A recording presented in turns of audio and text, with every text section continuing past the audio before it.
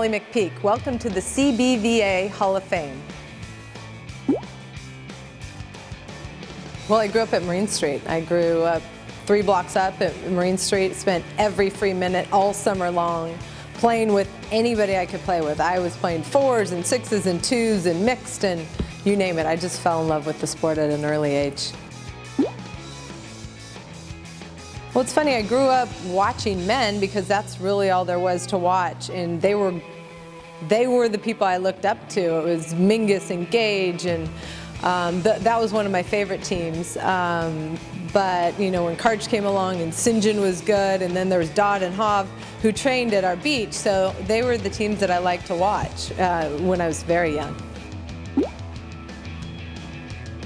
It's funny, I never played in unrateds or basic opens like that. I just went straight into playing into the pro events, and I don't really know why. I just felt like that was a good entry point at that time. I was practicing with Jackie Silva and Patty Dodd. I was kind of like their practice dummy, and they were winning tournaments, so why not start there? And I felt comfortable. I think my first couple events, I was 9th with Jill Horning. I mean, hands down, Carrie Walsh and Misty May. They just drove me crazy, and to this day still do.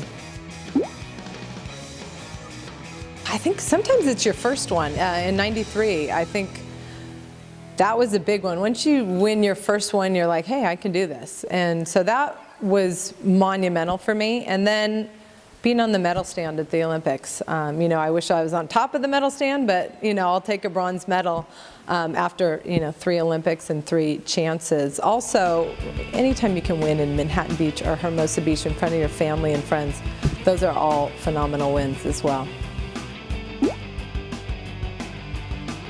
Well, I have a lot of favorite partners, just they're all special for different reasons. Nancy Reno, fantastic athlete. EY, great competitor. Lisa Arce was one of my best friends growing up, so it was fun to win with her and get her first win. But to me, the person who matched my intensity was Cami Chiarelli. She was special, and we had a great bond, and to this day, she still calls me partner, so she was definitely one of my favorites. Manhattan Beach. The Manhattan Beach Open definitely was my favorite venue, but there's places all over the world that I love to play. I love to play in Brazil. For me, it was just, I trained, I spent a lot of time in Rio de Janeiro, and I felt like a second home. So playing there and doing well was really fun for me, and I got to go there early and train. I also enjoyed Stade, Switzerland, which is very strange, but you're in the middle of the Alps and it's gorgeous. Gosh, so many. Chicago was fun to play.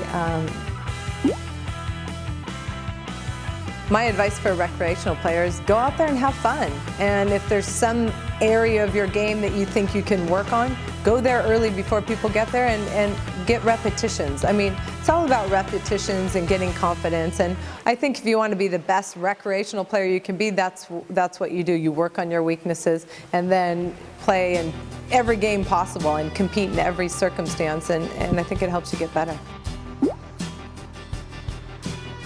No, I just think I was fortunate to grow up when the sport was just, I guess, at the peak in terms of culture. It might not have been in terms of money, but I mean, my brother, my sister and I, we would go down, we were probably 10 or 11, go down, camp out at the Manhattan Beach Open, and we just fell in love with the sport. There were no bleachers, no sponsors, nothing. We just loved it for the sport.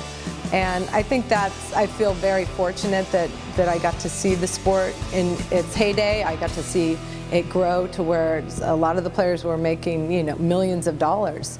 And I've seen it go down, I've seen it go up. So the nice thing for me is I was able to fall in love with it when they were playing for beach chairs and dinners, and I loved it then, I love it now, I've loved it in every phase.